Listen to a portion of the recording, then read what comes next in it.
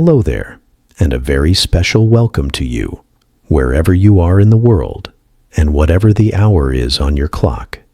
Whether you're tuning in with the morning sun on a lunch break, or like many of our community, you're curled up in bed and winding down for the night. I'm so glad you found your way here to Happy Sleep. Before we dive into tonight's journey, if you've ever felt stuck in a cycle of late-night scrolling, or found yourself reaching for your phone almost without thinking, I have a feeling you're going to find this conversation fascinating.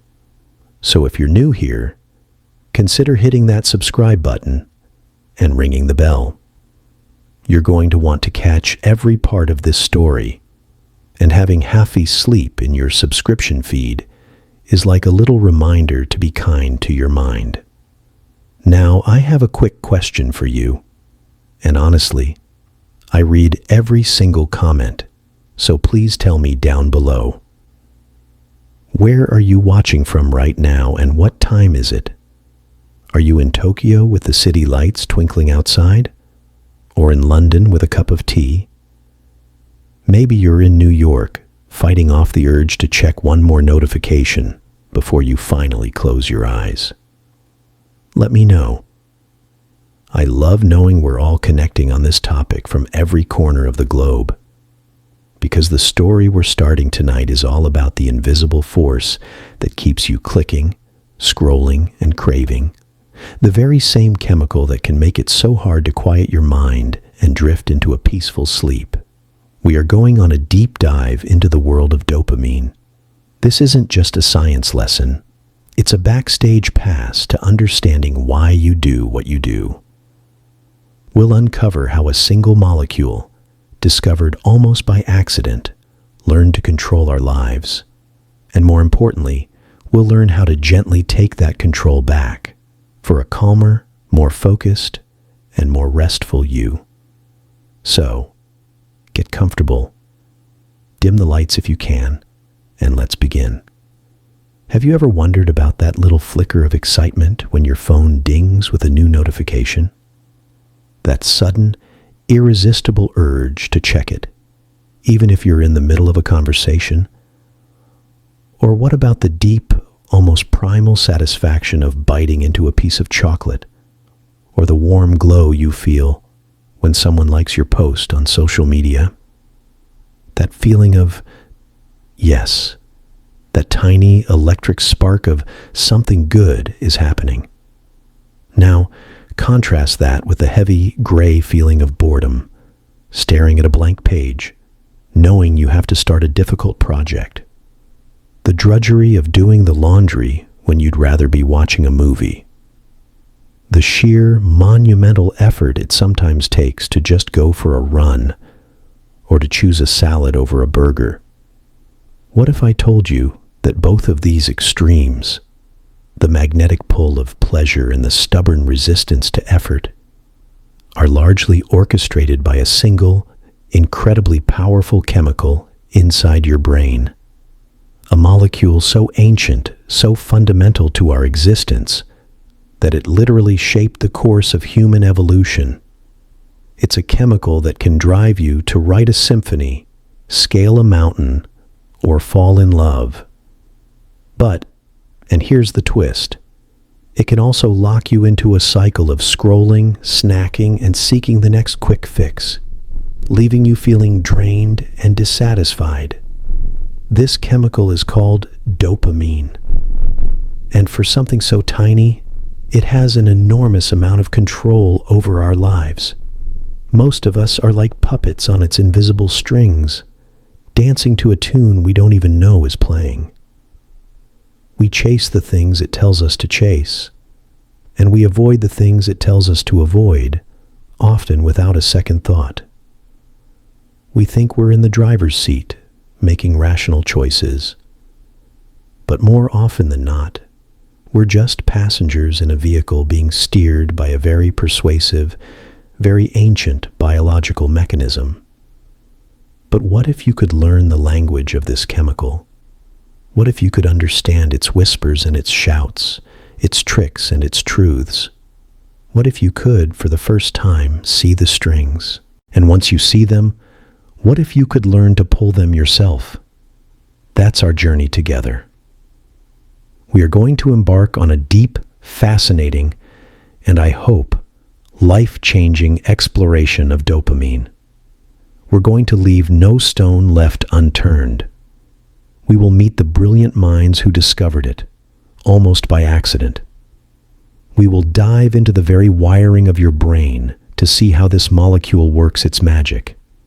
We will unravel the complex web of how it controls your motivation, your focus, your desires, and even your deepest sense of satisfaction. And most importantly, we will map out a detailed, practical path for how you can reclaim the steering wheel, how you can make dopamine work for you instead of you working for it. This isn't about blaming a chemical for our shortcomings. It's about understanding the most fundamental operating system of human behavior. It's about empowerment. So, get comfortable.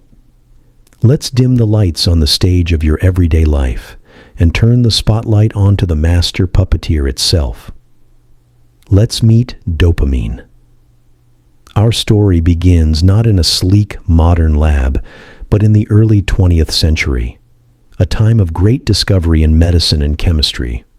The brain was still a vast, mysterious continent, its landscapes largely uncharted. Scientists knew that nerves communicated with each other, but they thought it was purely through electrical signals, like tiny wires in a complex switchboard. But a few curious minds suspected there was more to the story. They hypothesized that there might also be chemical messengers involved. For decades, the scientific community was embroiled in what was fondly, and sometimes fiercely, called the war between the soups and the sparks. Can you imagine that? The sparks were the brilliant electrophysiologists, the experts in electricity, who had fantastic tools to measure the tiny, lightning-fast electrical zaps in nerves. For them, it was obvious. The nervous system was a high-speed electrical grid, and communication across the tiny gaps between neurons, the synapses, had to be electrical. It was clean, it was fast, and it fit perfectly with what they could measure. Then you had the soups. These were the pharmacologists and chemists who were fascinated by how substances extracted from plants and animals could profoundly affect the body. They saw that applying certain chemicals could perfectly mimic the effects of nerve stimulation. For them, the key was in the biological soup, the chemical cocktail that our bodies brew. They argued that at these critical junctions, the message was carried not by a spark, but by a chemical messenger. This wasn't just an academic squabble. It was a fundamental battle over the very language of the brain. For a long time, the sparks had the upper hand, as electrical signals were easier to detect with the tools of the time. The idea of chemical transmission seemed messy, slow, and for many, downright unconvincing. The tide began to turn thanks to a beautiful and now legendary experiment by a German scientist named Otto Loewi. The story goes that the idea for this experiment came to him in a dream. Not once, but twice.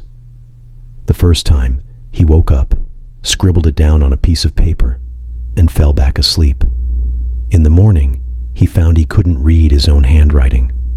The next night, the dream returned. This time, he didn't take any chances. He rushed straight to his lab in the middle of the night to perform the experiment. What was this dream-inspired idea? He took 2 frog hearts. One heart had its vagus nerve, which slows the heart rate, still attached. The other heart was completely isolated. He stimulated the vagus nerve of the first heart, making it beat slower. Then, he took the fluid bathing this first heart and applied it to the second, completely separate heart. And lo and behold, the second heart also slowed down. This was the magic bullet. The only thing that could have caused the second heart to slow down was a chemical substance that the first heart had released when its nerve was stimulated. Lowy called this mysterious chemical Vagus. We know it today as acetylcholine, the first neurotransmitter ever identified. For this magnificent work, Lowy shared the Nobel Prize in 1936 with his friend Henry Dale. This was the crucial crack in the dam, proving once and for all that the nervous system uses a chemical language alongside its electrical one. The real breakthrough for dopamine came from a somewhat unexpected direction: the treatment of a devastating disease called Parkinson's.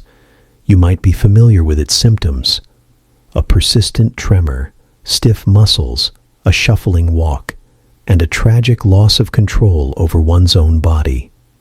In the 1950s, a Swedish scientist named Arvid Carlsson was not specifically looking for a pleasure molecule. He was trying to solve a puzzle. He was investigating a drug called reserpine, which was used to treat high blood pressure but had a terrible side effect. It made patients profoundly lethargic and immobile, almost like they had Parkinson's disease. Now let's zoom in on Carlsson's puzzle. He was investigating this drug, reserpine. It's important to understand that reserpine itself came from ancient traditional medicine, derived from the Rauwolfia plant, which had been used for centuries in places like India, for everything from snake bites to insanity. In the modern world, doctors found it was great for lowering blood pressure, but it had this terrifying side effect. It didn't just make people tired. It plunged them into a state of profound lethargy and immobility.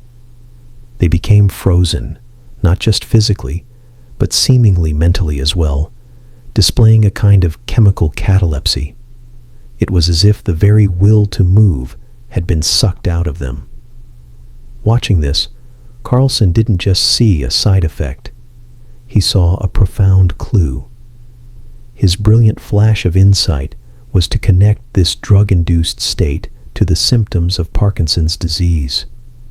Both conditions shared this terrible paralysis and lack of motivation. He hypothesized that reserpine wasn't just causing drowsiness, it was chemically depleting something vital in the brain, something that was also missing in Parkinson's patients. So he designed his now famous experiment with rabbits. He gave them reserpine, and just like the human patients, the animals became catatonic. They were awake but utterly unresponsive, like furry little statues. Then came the masterstroke. He injected them with L-Dopa. Now what is L-Dopa? It's a precursor, a raw material, as you said. Think of your brain as a factory that produces a vital product, let's say, a specific kind of toy car. The finished, ready-to-use toy car is dopamine.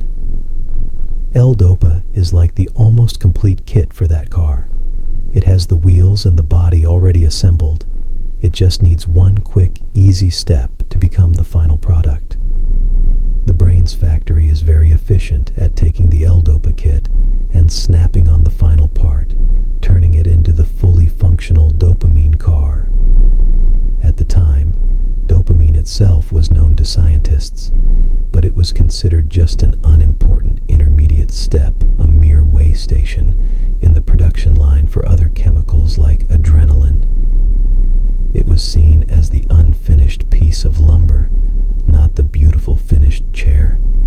Nobody thought it was a star player in its own right. So, when Carlsson chose L-Dopa, he was betting that this supposed unimportant chemical was, in fact, the very thing that was being depleted. The result was, as you described, a miracle reversal. The rabbits woke up. They started hopping around, completely normal, as if the chemical curse had been lifted. This was the thunderclap. This single experiment proved several monumental things at once. First, it showed that dopamine wasn't just a boring intermediate. It was absolutely essential for movement and motivation. No dopamine, no movement. Second, it powerfully suggested that Parkinson's disease itself might be caused by a lack of dopamine in the brain. And third, it pointed to a potential treatment. If you could replenish the brain's dopamine, you could potentially reverse the symptoms. It was a triple breakthrough of understanding, cause, and cure, all in one beautiful experiment. But science is a process of building evidence, brick by brick. Carlson's work was the foundation, but the walls needed to be raised. This is where the Canadian scientist Ole Hornykiewicz comes in. He took the next logical and very direct step. He asked a simple but critical question. If Parkinson's is a dopamine deficiency, can we find the physical proof in the brains of patients? He obtained the brains of deceased Parkinson's patients and, with meticulous care, examined them, focusing on a tiny, darkly pigmented area deep within the brain, called the substantia nigra, which literally means black substance. And there it was, the undeniable correlation. In the healthy brains, the substantia nigra was rich with dopamine. In the Parkinson's brains, this specific region was severely depleted, virtually drained of it. The case was closed. The crime scene had been inspected, and the missing culprit was identified. This was the direct link that turned a powerful hypothesis into a confirmed medical fact. It created a clear, heartbreaking equation. The death of dopamine-producing cells in the substantia nigra leads to a depletion of dopamine, which leads to the tremors, stiffness, and shuffling walk of Parkinson's disease. The final step, of course, was to turn this life-saving knowledge into a life-saving medicine. Carlson and others went on to champion the development of L-Dopa as a therapy for human Parkinson's patients. The results were, and still are, dramatic. Patients who were frozen in place could move again. Those who were silenced by the disease could speak. It wasn't a cure, as it doesn't stop the underlying progression, but it was, and remains, one of the most effective symptomatic treatments in all of neurology. It gave people their lives back. For proving the fundamental role of dopamine and gifting the world this powerful therapy, Arvid Carlsson was rightfully awarded the Nobel Prize in Physiology or Medicine in the year 2000, a fitting capstone to the revolutionary work that began with those catatonic rabbits in the 1950s. And so, from a bitter scientific war between soups and sparks, to a dream about frog hearts, to a clever hunch about a drug side effect, we arrived at a profound understanding of one of the brain's most crucial chemicals, an understanding that continues to reshape how we see our own minds and motivations. But here's where the plot thickens. It was 1950, and the world was a very different place, and neuroscience was in its relative infancy. The brain was this mysterious locked castle, and scientists were still trying to map out all its rooms and hallways. They knew that different parts did different things. Some controlled movement, some controlled vision, some controlled temperature. But the inner world of motivation, of desire, of pleasure, that was still a profound mystery. It was the domain of philosophers and poets, not yet something you could pinpoint with an electrode. But that was all about to change, thanks to a brilliant and somewhat serendipitous experiment. The two main characters in our story are James Olds, a young, eager postdoctoral researcher, and Peter Milner, a slightly older but still junior scientist. They were working at McGill University, and their original goal wasn't to find pleasure at all. They were actually trying to study the reticular formation, a part of the brainstem that's involved in arousal and alertness, kind of like the brain's wake-up alarm. The plan was to implant a tiny electrode into a rat's brain in this specific area and see how electrical stimulation affected the rat's behavior and learning. But here's where one of science's most wonderful accidents occurred. Olds was new to the delicate art of brain surgery on rats. As the story goes, while implanting the electrode into his first rat, he missed his target. It wasn't a huge miss, just a few millimeters, but in the compact world of the rat brain, a few millimeters is like the difference between New York and Boston. The electrode ended up not in the reticular formation, but in a different area, one that we now know is part of the brain's core reward circuitry. They only discovered this later, after the rat had, behaved very strangely. Their initial test was simple. They placed the rat on a table, and, as it was wandering around, they occasionally gave it a brief, mild electrical pulse through the misplaced electrode. What Olds noticed was utterly bizarre. Whenever the rat happened to be in a particular corner of the table and received a zap, it would keep returning to that exact same spot. It was as if the rat was thinking, "Whatever I just did right here, I need to do that again." Olds, with his background in psychology, immediately recognized this as the fundamental principle of operant conditioning, the idea that behaviors followed by a reward are strengthened and repeated. The electrical stimulation itself was acting as the reward. This was the eureka moment. To prove this wasn't a fluke, they needed to move from a simple table to a more controlled environment. They built a special box, what psychologists call an operant conditioning chamber, but what most of us would recognize as a Skinner box, named after the famous behaviorist B.F. Skinner. This box was a small plain enclosure with just one special feature, a little lever sticking out of one wall. The setup was simple. When the rat pressed the lever, it would complete an electrical circuit and deliver a tiny burst of current through the electrode in its brain. Nothing else happened.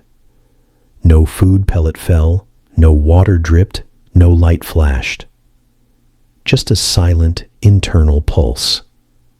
What happened next was the truly astonishing. The rat, after accidentally pressing the lever and getting that first zap, quickly figured out the connection. And then it started pressing, and pressing, and it didn't stop. This wasn't a casual, curious pressing. This was a frantic, compulsive, all-consuming activity. One of the rats in their experiments pressed the lever an incredible 7,500 times in just 12 hours. That's an average of over 10 presses every single minute for half a day straight. They called this behavior intracranial self-stimulation, which is just a fancy way of saying the rat was wiring its own brain for a reward, but the real proof of its power was what the rats were willing to sacrifice for it. In later experiments, scientists found that rats would choose this brain stimulation over everything else. They would cross electrified floors that they would normally avoid at all costs, enduring painful shocks to their feet just to get to that lever. When given a choice between a lever that gave them food and a lever that gave them brain stimulation, hungry rats would often ignore the food and relentlessly self-stimulate, even to the point of near starvation. They would forsake water, sleep, and even the company of other rats. The drive to get that stimulation was so powerful, it could override the most basic survival instincts hardwired into their brains over millions of years of evolution. It was, as Olds and Milner themselves noted, an extreme level of control over the animal's behavior, exceeding that of any other known reward. They had accidentally discovered the brain's pleasure center. And guess what? The key chemical messenger in this circuit was, you guessed it, dopamine. So, from these early days, dopamine had a dual identity. It was the molecule of vitality and movement, without which we become frozen, as in Parkinson's. and it was the molecule of intense, compulsive pleasure, which could be so powerful it could override every other basic instinct. This dual nature is the core of our entire story. Dopamine is both the engine and the reward. It's the gas pedal that propels us forward, and the prize we believe is waiting at the finish line.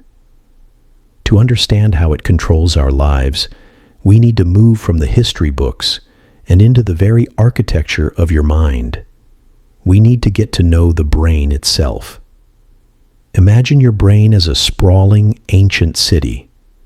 It has old, winding alleyways that date back to our reptilian ancestors. These are the deep structures that control our breathing, our heart rate, our most basic survival instincts. This is the brainstem. Then, wrapped around that, is a more mammalian layer, the limbic system. This is the city's emotional heart. It's where fear, anger, joy, and memory reside. It's the seat of our passions. And finally, on the outside, like a magnificent modern metropolis built on top of the old town, is the cerebral cortex. This is the part we think of as us. It's responsible for logic, planning, language, abstract thought, and conscious decision-making. It's the mayor's office, the central planning committee. Dopamine pathways are like the city's subway system, its main highways and fiber optic cables connecting these different districts and allowing them to communicate. The most important line for our story is the mesolimbic pathway. Think of this as the seeking express. It starts deep in the old city, in an area called the ventral tegmental area, VTA, and it projects up into the emotional limbic system, specifically to a region called the nucleus accumbens. This is the core of the reward circuit that Olds and Milner discovered. Here's how the magic happens. Let's say you're a hunter-gatherer on the ancient savanna. You see a berry bush in the distance. Your eyes send that signal to your visual cortex, the modern city. Your cortex analyzes it. Pattern recognized. Food source. It then sends a signal down to the old city, to the VTA station. The VTA receives the memo. Potential reward detected. It then releases dopamine, which travels up the mesolimbic pathway, the seeking express, and floods the nucleus accumbens. This dopamine release is not the pleasure of eating the berry. That comes later. This dopamine surge is the anticipation. It's the go get it signal. It's what creates that feeling of craving, of desire, of motivation. It focuses your attention, fills you with energy, and makes you want to move towards that bush. It makes the berries seem important, valuable, worth the effort. This dopamine hit is the biological currency of, this is worth your time and energy. You then walk over and eat the berries. The sweet taste, the satisfaction of hunger, the nutrients hitting your system. That creates the actual pleasure, the consummatory pleasure. This is mediated by other chemicals, like the opioid system in the brain. The same system activated by drugs like heroin, but on a natural mild scale. This feeling of satisfaction then sends a signal back to the VTA, essentially saying, good call, remember this bush for next time. This strengthens the connection, making it even more likely that the sight of a berry bush in the future will trigger a strong dopamine release. This is a beautifully designed, elegant system for survival. It makes us seek out the things we need to live: food, water, shelter, social connection, mates. Dopamine is the driving force of all goal-directed behavior. Without it, we would have no motivation. We would see the berry bush and think, meh, and simply lie down and starve. Dopamine is the spark of life, the engine of desire. But here in the 21st century, we no longer live on the savannah. Our ancient brain, with its ancient wiring, is now navigating a world of overwhelming abundance and technological sophistication. And this is where the system, so perfect for a world of scarcity, begins to break down. It begins to work against us. The problem is that our brain didn't evolve to handle the constant high-octane stimulation of the modern world. On the savannah, rewards were sparse and unpredictable. You might find a berry bush, but you might not. You might successfully hunt an antelope, but it required days of tracking and a coordinated effort. The dopamine hits were intermittent and hard-won. This is a crucial point. Our dopamine system is exquisitely tuned to variable reinforcement. It goes absolutely wild for unpredictability. Now let's translate this to today. Think about your smartphone. Every time you pull it from your pocket, it's a slot machine. You swipe down to refresh your email. Will there be a new message? Maybe. Maybe not. You check social media. How many likes did my post get? You don't know. You scroll through a news feed. What's the next post? A funny cat video? A shocking news headline? A message from a friend? You have no idea. This is a perfect engineered variable reinforcement schedule. Every single notification, every refresh, is a potential unpredictable reward, and each one triggers a little squirt of dopamine. Not the big, satisfying flood of a major accomplishment, but a tiny, frequent, addictive trickle. The same principle applies to junk food. Our ancestors evolved to crave calorie-dense foods like ripe fruit and honey because they were rare and vital for survival. Your brain didn't know about Snickers bars or potato chips. These modern inventions are supernormal stimuli. They are hyper-concentrated bursts of sugar, fat, and salt that hijack the dopamine system. They scream into the ancient reward pathway. This is the most valuable food you have ever encountered. Eat all of it, now. The dopamine surge they create is far more powerful than the one you'd get from eating a piece of broccoli or a lean piece of chicken, which your brain sees as a relatively low-value resource. And then there's the world of digital entertainment, video games, pornography, online shopping. All of them are designed to tap into this same seeking circuit. They offer endless, easy, predictable, in their unpredictability, sources of dopamine.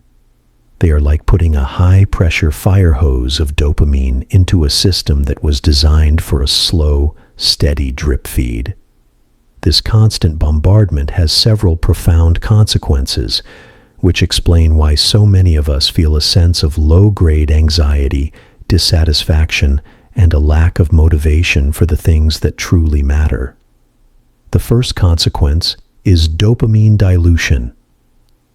When you have easy access to high dopamine activities all day long, the smaller, more natural dopamine hits start to feel boring. Why would your brain get excited about the slow, gradual dopamine release from going for a run when you can get a quicker, easier hit from watching a thrilling action movie? Why would it motivate you to write a difficult report which offers a delayed and uncertain reward, praise from your boss, maybe in a week, when you can get an immediate, guaranteed hit from scrolling through Instagram? Your brain, being an efficiency expert, will always gravitate towards the path of least resistance for the biggest dopamine payoff. This is why it feels so hard to start hard tasks. The dopamine system isn't pushing you towards them. It's pulling you towards the easier, more stimulating alternatives. The second consequence is dopamine blunting. This is a bit like your ears getting used to a loud noise. If you're constantly flooded with dopamine, your brain adapts to protect itself. It does this by down-regulating dopamine receptors. Think of the receptors as little docks on the neurons in your reward pathway where the dopamine ships come to dock. If the harbor is constantly full of ships, the brain starts closing down docks. It says, "We have too much traffic, let's reduce the number of entry points." This is a process called tolerance. Now you need more stimulation to get the same feeling. The same level of scrolling, snacking, or gaming that used to give you a nice buzz no longer does the trick. You need to do more of it, or seek out even more potent stimuli. This is the hallmark of addiction, but it's also what happens to all of us on a milder scale in this overstimulated world. The things that used to bring us joy now feel a bit meh. The third consequence is the dopamine crash. What goes up must come down. For every artificial sharp spike in dopamine, there is a corresponding trough. Your brain works hard to maintain homeostasis, a stable balance. After a massive dopamine release, it will pull the level down below baseline to compensate. This is why after a long session of binge watching a show or a night of intense social media use, you can feel flat, lethargic, irritable, and empty. The fun is over, and you're left with a dopamine deficit. This low state, in turn, makes you crave another hit to bring yourself back up, trapping you in a vicious cycle. So, we have a system that was designed for a world of scarcity, now living in a world of overwhelming abundance. The seeking circuit is constantly being activated by trivial things, diluting the value of meaningful pursuits. Our receptors are becoming numb, requiring more and more stimulation to feel anything. And we're riding a roller coaster of peaks and troughs that leaves us drained. This is how dopamine controls our lives.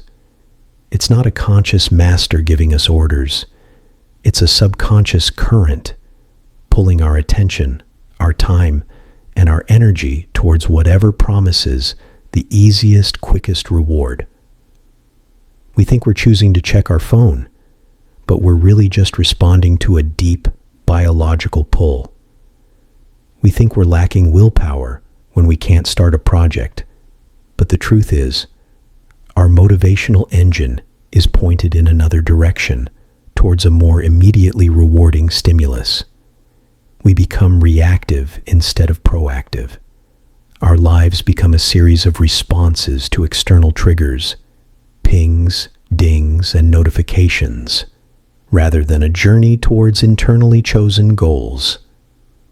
Our precious cognitive resources, our focus, and our time are siphoned away by an endless stream of micro-distractions, each one a tiny dopamine bargain that, in the grand scheme, leaves us bankrupt. But remember, dopamine itself is not the villain. It's a tool, a powerful, ancient, and magnificent tool. The problem isn't the tool, it's how we've allowed it to be used. The modern world has figured out how to exploit its mechanism, and we've been unwitting participants. The good news, the truly empowering news, is that once you understand the mechanism, you can learn to recalibrate it. You can learn to shift the dopamine balance back in your favor. You can learn to make dopamine your ally in building a life of purpose, productivity, and deep, lasting satisfaction, rather than a life of fleeting, shallow pleasures. Reclaiming control from dopamine is not about willpower. It's about wisdom. It's about strategy. It's about rewiring your environment and your habits to work with your biology, not against it. It's a process of detox, recalibration, and conscious re-engagement. It's about moving from being a passenger to being the pilot. The first and most critical step is to conduct a dopamine audit. You need to become a detective in your own life. For the next few days, I want you to simply observe yourself without judgment. Carry a small notebook or use a notes app on your phone. Every time you engage in a high dopamine, easy reward activity, jot it down. This includes things like checking social media, snacking on junk food, browsing online shops, watching YouTube or Netflix, playing video games, reading gossip sites, even constantly checking the news. Don't try to change anything yet. Just observe and record. The goal is to bring these automatic, subconscious behaviors into the conscious light. You can't change what you're not aware of. Simultaneously, start noting the low dopamine, high-effort activities that you know are good for you, but that you struggle to do. This might be exercising, meditating, working on a big project, reading a challenging book, learning a new skill, having a deep conversation, doing household chores, or preparing a healthy meal. After a few days of this audit, you will have a map. You'll see the landscape of your current dopamine diet. You'll see where you're getting your quick hits and where you're experiencing resistance. This map is your starting point. The next phase is dopamine fasting. Now, this term has become a bit of a buzzword, and it's often misunderstood. It doesn't mean you have to sit in a dark room with no stimulation. That's neither practical nor necessary. What it really means is a conscious and deliberate reduction of the cheap, artificial, and easy sources of dopamine in your life. It's about giving your overloaded dopamine system a break, allowing those down-regulated receptors to start reopening, to become sensitive again. Think of it like resetting your taste buds. If you stop eating super sweet foods for a while, a simple apple starts to taste incredibly sweet and satisfying again. Similarly, when you fast from high dopamine activities, the smaller, natural pleasures of life begin to regain their potency. So, how do you do this? You look at your audit list of high dopamine activities, and you start to create boundaries. This isn't about forever abstinence. It's about breaking the cycle of dependency. For your smartphone, this could mean turning off all non-essential notifications, deleting the most addictive social media or gaming apps from your phone, or at least moving them off your home screen, scheduling specific check-in times for email and social media instead of checking them constantly throughout the day. Perhaps you decide to leave your phone in another room when you're working, or to not bring it into the bedroom. The goal is to break the trigger response loop. The phone dings, you check it. You feel bored, you pick it up. By removing the triggers and creating friction, you give your conscious mind a chance to intervene. For junk food, this means doing a pantry purge. Get the chips, cookies, and candies out of the house. If they're not easily accessible, the friction of having to go to the store to get them will often be enough to break the impulsive habit. For the first week or two, you might feel a sense of withdrawal. You might feel bored, restless, and irritable. This is normal. This is your brain complaining that its easy fuel source has been cut off. Acknowledge the feeling, but don't give in. It will pass. For digital entertainment, set strict time limits. Use a timer. Decide you will only watch one episode of a show per night, or that you will only game for 30 minutes. Again, the initial goal is not perfection, but awareness and reduction. This fasting period is crucial for resensitizing your system. It's like letting a field lie fallow so it can regain its nutrients. During this time, you will likely experience boredom. And this is a good thing. Boredom is the gateway to creativity and self-motivation. When you remove the easy escapes, your mind is forced to entertain itself. It might start daydreaming. It might motivate you to finally pick up that book, or go for a walk, or just sit and think. Embrace the boredom. It is a sign that your brain is detoxing and starting to seek out its own internal sources of stimulation while you are fasting from the cheap dopamine. The second part of the strategy is to consciously and deliberately engage with what we can call high-quality dopamine sources. These are the activities that provide a slower, more sustained, and ultimately more satisfying dopamine release. They are usually activities that involve effort, challenge, and a sense of accomplishment. They are the modern equivalents of the hunter tracking the antelope. The key to making these activities rewarding lies in a concept called the dopamine trough.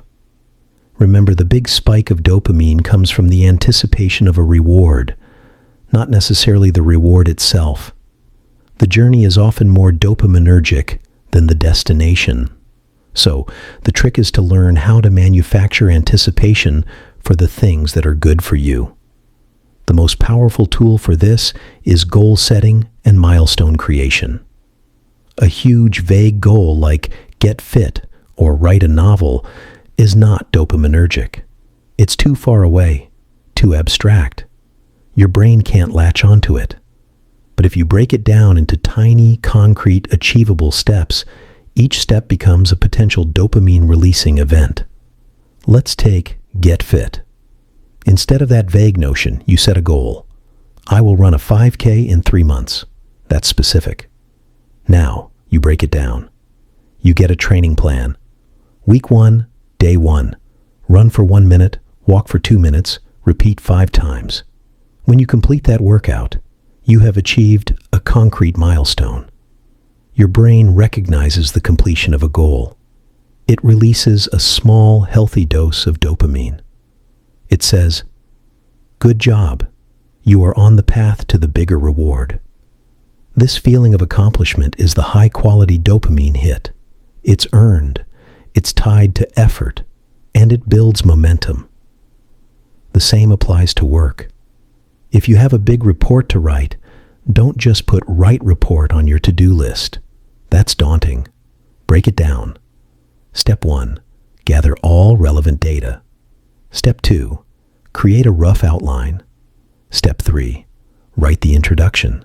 Step 4, write the first main point, and so on. Every time you check one of these small items off your list, you get a little dopamine reward. You are essentially creating a variable reinforcement schedule for yourself, but one that is tied to productive effort. You are hacking your own seeking circuit to pull you towards your goals. Another source of high-quality dopamine is mastery and learning. When you struggle to learn a new skill, a language, a musical instrument, a sport, and you finally have a breakthrough, the feeling of, "Aha, I got it," is a powerful dopamine release. This is the brain's way of rewarding you for expanding your capabilities, which was a huge survival advantage. Making time for deliberate practice and learning is a way to feed your brain a steady diet of meaningful dopamine. Social connection is another potent, natural source. Meaningful conversation, collaboration, helping others, feeling a sense of belonging. These all trigger dopamine, as well as other feel-good chemicals like oxytocin. In our digital world, we often substitute deep connection with shallow online interactions. Making an effort to have face-to-face conversations, to call a friend instead of texting, to truly listen and engage with people, provides a much richer and more sustained dopamine reward. Physical exercise is a dopamine powerhouse. It not only releases dopamine during and after the activity, but it also, over time, increases the baseline level of dopamine receptors in your brain, making you more sensitive to all forms of reward. It's like weightlifting for your dopamine system. And finally, don't underestimate the power of nature and awe. Going for a walk in a park, hiking in the mountains, staring at the stars. These experiences can trigger a deep sense of wonder and perspective. This isn't a sharp, craving-based dopamine hit. It's a more profound, serene form of reward that can reset your entire system and remind you of what truly matters. The process of reclaiming control is a continuous cycle of awareness, fasting, and conscious engagement. It's about making your environment low friction for good habits and high friction for bad ones. It's about constantly breaking down your big, meaningful goals into small, dopaminergic chunks. It's about learning to sit with the discomfort of boredom and resistance, knowing that on the other side is a much deeper and more resilient form of satisfaction. It's about changing your identity from someone who is acted upon by their desires to someone who consciously directs their desires. You stop being a puppet and start being the puppeteer. You learn to appreciate the slow burn. You find joy in the effort itself. The chase becomes as rewarding as the catch. This isn't a journey of deprivation. It's a journey of upgrading your pleasures. It's about trading the hollow, frantic buzz of 1,000 notifications for the deep, resonant satisfaction of a hard day's work. It's about trading the sickly sweet rush of a candy bar for the clean, earned exhaustion after a good workout. It's about trading the anxious comparison of social media for the warm glow of a real, connected conversation. You are not broken. Your brain is not broken. It is simply running an ancient operating system in a modern world. Now you have the user manual. You understand the code. You see the strings. The control you've been seeking was never about fighting your biology. It was about understanding it and aligning with it. So start small. Do your dopamine audit tonight. Turn off one notification on your phone. Break one task into 3 smaller pieces tomorrow. Go for a 10-minute walk without your phone. Each small step is a vote for a new identity. Each conscious choice is you, gently taking back the reins. The world will continue to shout with its bright lights and easy promises. But now, you will hear a different, quieter, but far more powerful voice, your own. The voice that chooses the path of effort, the path of meaning, the path of true, earned satisfaction. And that voice, fueled by a now aligned dopamine system, will guide you to a life that is not just about feeling good, but about being good and doing good.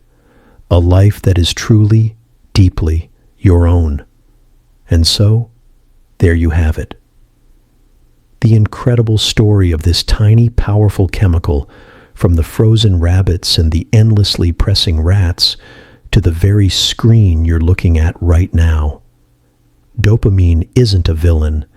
It's an ancient, powerful force that we've just learned to see clearly. And seeing it is the first, most profound step toward taking back the reins. Remember, it's not about eliminating dopamine from your life. That would be like trying to remove the engine from your car. It's about shifting the balance. It's about choosing the slow, steady burn of a good book over the frantic spark of a notification. It's about finding deep satisfaction in a task completed, rather than the shallow itch of a scroll refreshed. When you do that, you're not just managing a molecule. You're curating a calmer, more intentional, and more restful life. And a more restful life, of course, leads to better sleep. When you quiet the constant dopamine chatter of the day, your mind finally has the space it needs to gently power down and drift off.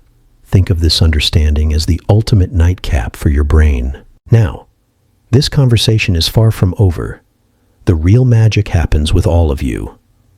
So, I have a few requests, if you're willing. First, if this conversation resonated with you, if it made you see your own habits in a new light, then please pay it forward by liking this video.